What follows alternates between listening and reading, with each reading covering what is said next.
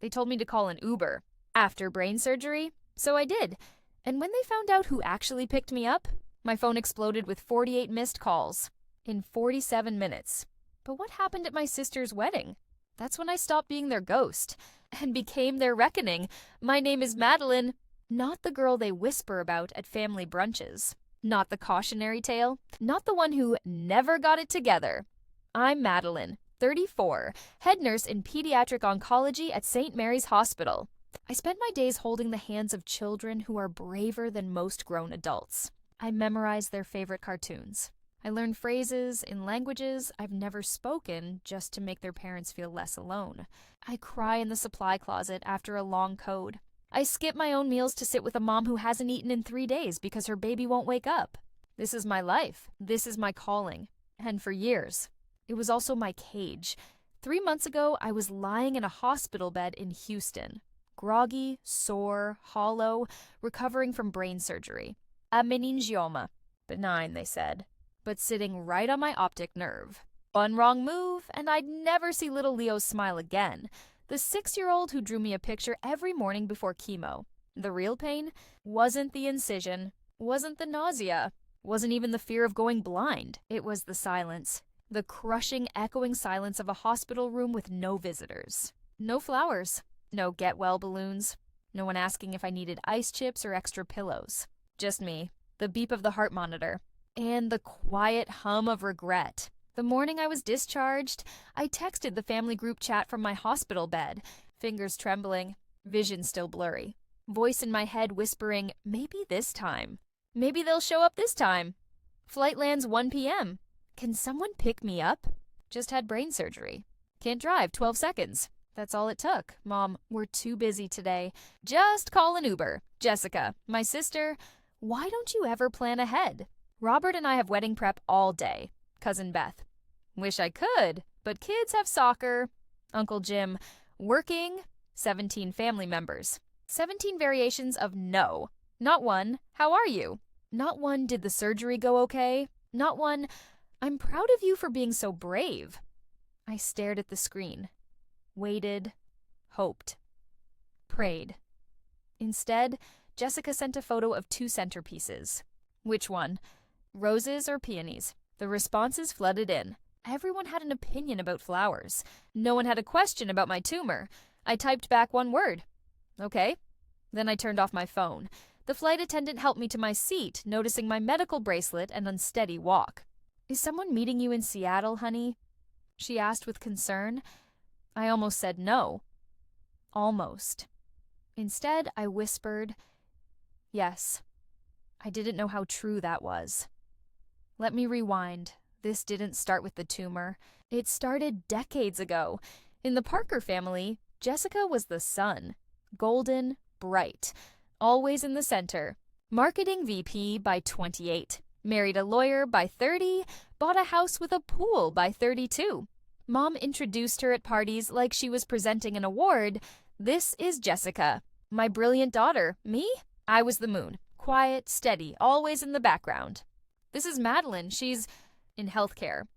The way Mom said it, like healthcare, was a polite word for failure. I became head nurse at 31, published in a medical journal at 32, started a secret fund for families who couldn't afford parking passes at the hospital. None of that mattered. What mattered was that I was single, that I rented a 1-bedroom apartment, that I didn't have a real man by my side. When my ex-husband cleaned out our joint account and left me for his spin instructor, I asked Mom for $500 to cover rent. Her reply? Maybe this will teach you to be more careful with men. Jessica? She cheated on her first husband with her boss. And somehow, she was the victim. He didn't understand her ambition. Mom sighed. Jessica controlled the narrative. I was too tired to fight it. At every family dinner, I sat at the kids' table, even at 30, even at 33. We need room for the real couples, Mom would say, gesturing to Jessica and her flavor of the month boyfriend. And the money? Oh, the money. I lent Jessica $15,000 over the years. $5,000 for her emergency Cancun trip after her divorce, $10,000 for her wedding deposit to Robert, Family helps family, Mom always said. Funny how that only flowed one way. So when I texted from Houston, I already knew the answer. I just needed to see it. One last time to finally believe it. I boarded the plane. Eyes closed, head pounding, dreams of Leo, holding my hand, whispering, "It's okay to be scared, Miss Madeline." The flight attendant saw my medical bracelet. "Is someone meeting you in Seattle?" I lied. Yes. I turned my phone on as we landed. New messages. All about napkin colors, all about flower arrangements, zero about me. I walked to baggage claim, legs shaky, vision blurry, and there he was, David Chen, CEO of St. Mary's Hospital System. My boss's boss's boss, holding a sign with my name handwritten on printer paper. He saw me, smiled. "How are you feeling?" I almost said fine, but something in his eyes stopped me, like someone drilled a hole in my head, and my family forgot to show up.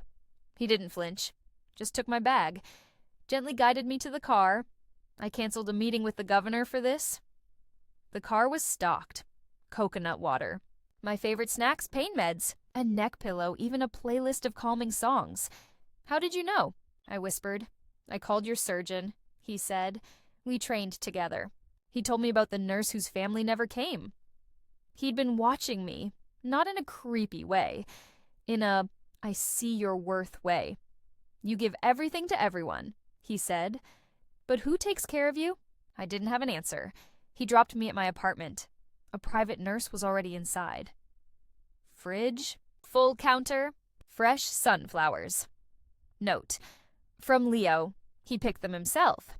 As he left, he said, "Real family? You choose them." Then he handed me an envelope. "Open when you're ready." I woke up the next morning. Missed calls. Voicemails. Two texts. The family chat. Exploding. Why was David Chen at the airport? Is that the David Chen? "Madeline, call me now. This is so embarrassing." Jessica texted, "Is he single? Can you introduce us at my wedding?" Mom, "Bring him as your +1.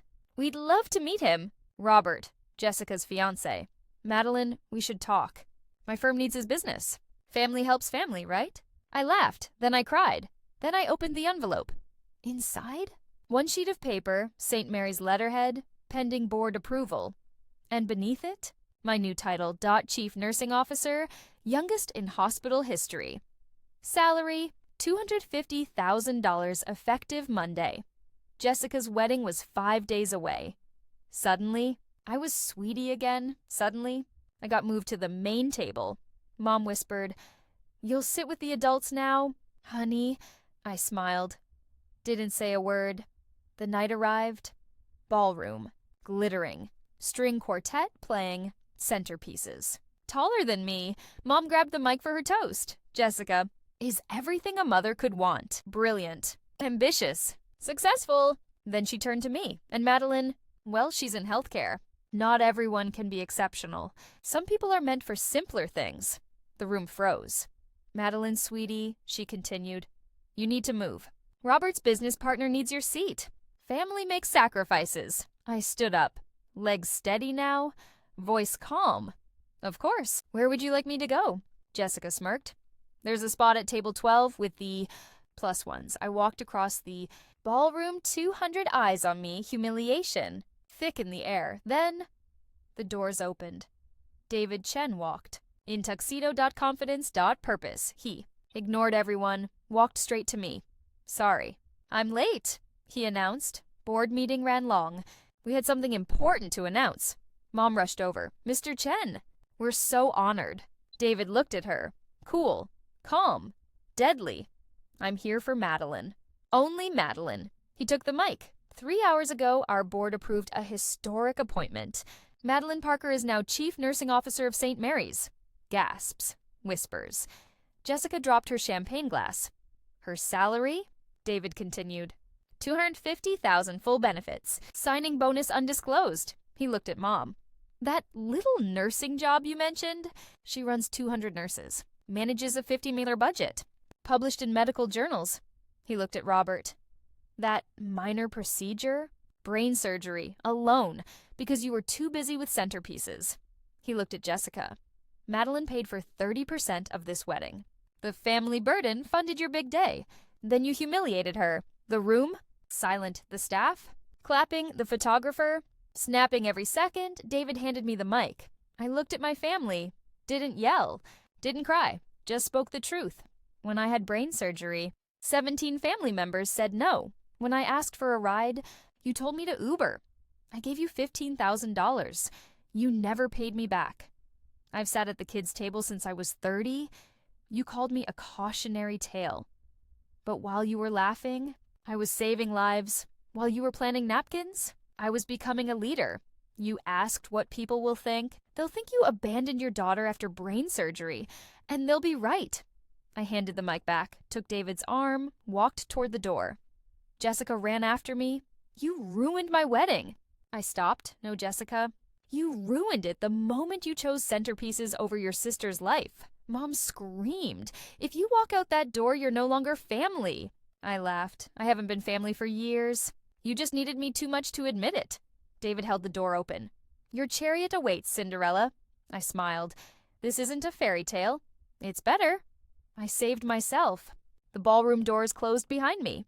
The muffled chaos of Jessica's ruined wedding faded with every step I took down the hotel's marble hallway. David walked beside me, silent, steady, a human anchor in the storm I'd just unleashed. My legs didn't shake anymore. My voice didn't tremble. Something inside me had clicked into place, like a lock finally turning after years of rust. I didn't cry. I didn't scream.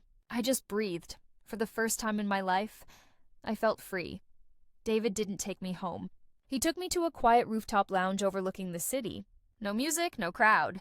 Just us, the skyline, and 2 glasses of sparkling water. You didn't have to do that, he said, handing me a glass. But I'm glad you did. I looked at him.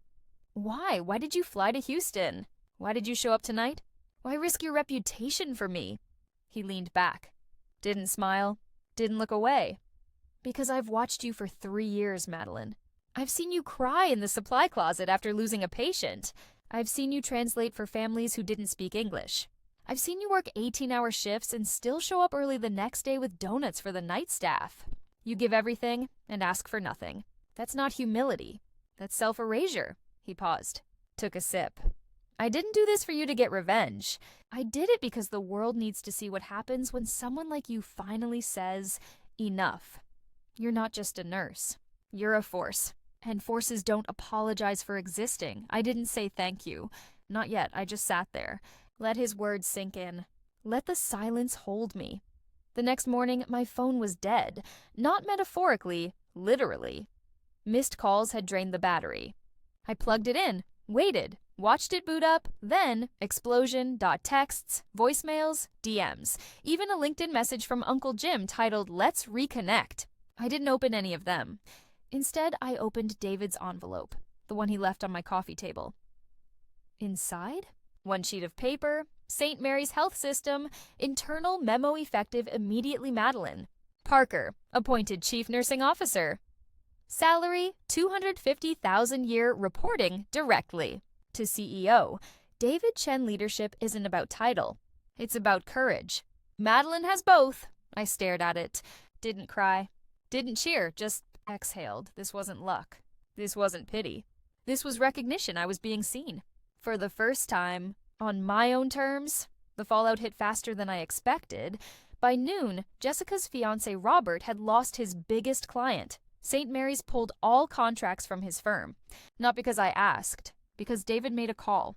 We don't partner with people who publicly humiliate women after brain surgery. Jessica called me 17 times. Left voicemails that started with, "You ruined my life," and ended with, "Please call me back."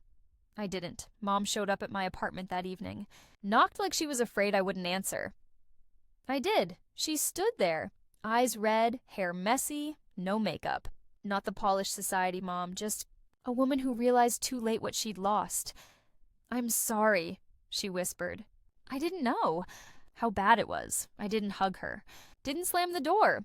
Knowing now doesn't fix then, I said. You had years to see me. You chose not to, she cried. Right there on my doorstep. I'll do better, she said. I nodded. Then start by respecting my silence. She left. 1 week later, I moved, not far, just across town. A new apartment, bigger windows, a balcony, sunflowers on the table. From Lily, who drew a card that said, "Miss Madeline, you're my hero." Not because you yelled, because you finally listened to yourself. I framed it, hung it beside my new title plaque. Jessica's wedding photos went viral. Not the ones of her in her dress, the ones of me walking across the ballroom. Head high, back straight. David beside me like a shield. The caption that spread fastest: when the family burden turns out to be the CEO's right hand and the real MVP. News outlets picked it up.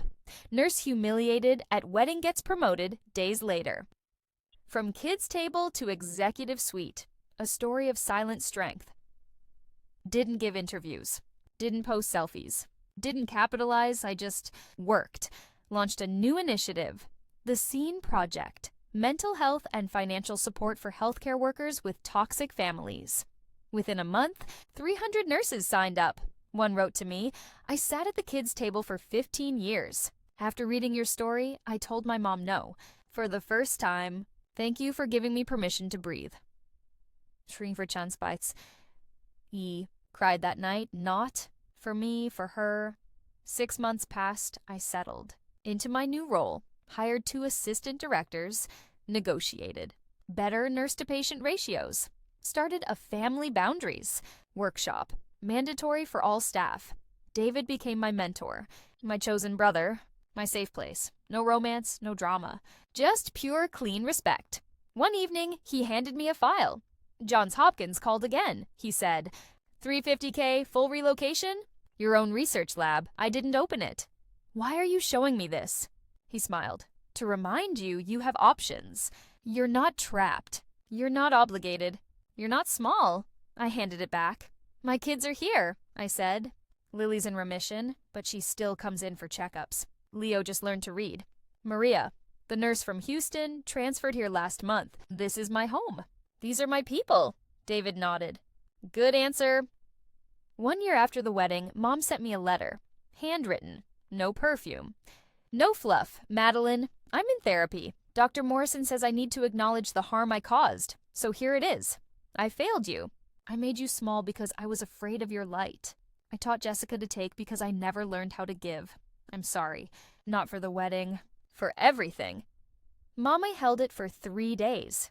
Then I wrote back, "Linda, thank you for your apology. I hope therapy brings you peace, but apologies don't erase patterns. You're sorry now because there were consequences. Where was this insight when I was alone in Houston? When I sat at the kids' table at 34? When you introduced me as just in healthcare? I forgive you, but forgiveness doesn't mean I let you back in. I've built a life without you. It's a good life, a full life, a life where I matter.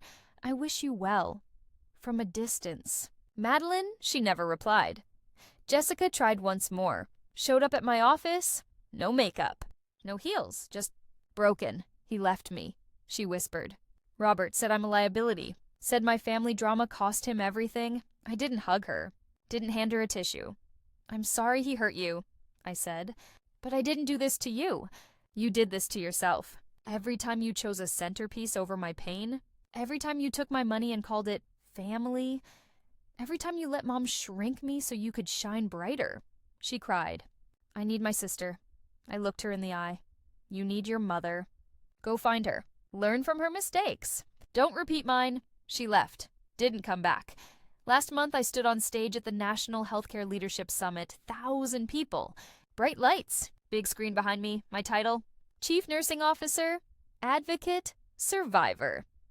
I didn't talk about brain surgery. I didn't talk about the wedding. I didn't talk about revenge. I talked about boundaries. You don't have to burn yourself to keep others warm. You don't have to shrink to make others feel tall. You don't have to pay for love to prove you deserve it. Real love, it shows up without being asked, without being begged, without being paid for. If they can't see you, walk into a room where you're already the main character. Build it. Choose it. Become it. The standing ovation lasted 4 minutes. Afterward, a young nurse stopped me, eyes wet. "I brought my mom today. She finally understands why I stopped answering her calls." I hugged her. Didn't say a word, just held her. Tonight, my chosen family threw me a party, not for a promotion, not for a speech, for You Day. Lily made the banner. David brought the cake, Nancy brought the wine, Maria brought the music. We danced. We laughed. We ate too much.